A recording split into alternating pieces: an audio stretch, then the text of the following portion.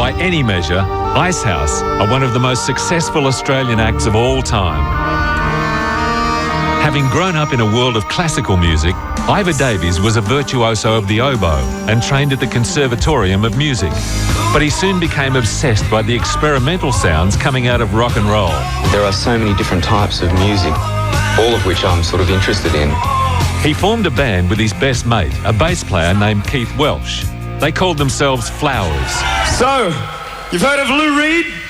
They became the best covers band this country's ever produced, performing note-perfect versions of their favourite punk and rock songs. Week by week, audiences grew, and they became the highest-paid unsigned act in Australia. It became obvious that nobody kind of gets anywhere without writing stuff. And that's exactly what Iva Davies set about doing, adding his own uniquely crafted songs to the Flowers set, one by one. At that time, we were playing sets with absolutely classic songs in them, so it was quite a tall order to match yourself against these people. In 1980, Flowers released what would become the highest-selling debut album by an Australian band. For legal reasons, Flowers became Icehouse before undertaking relentless touring of Europe and America. The first single under the Icehouse moniker, Love in Motion, was one of the first recordings in the world to feature a new generation multi-note synthesizer. Iva then used a portable multi-track recorder and an early drum machine to record one of the most iconic Australian anthems of all time. I wanted to do this as a kind of personal sort of exercise to see whether I could write a set of lyrics that were, any better than an embarrassment about Australia. The Primitive Man album also included the first of Icehouse's many international hits.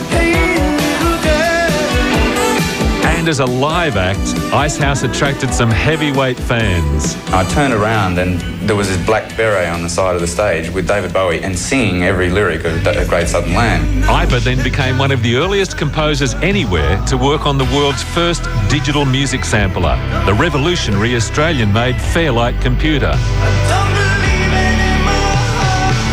The result was Icehouse's third album, Sidewalk. That was followed by another top 10 album, Measure for Measure, one of the world's first fully digital recordings.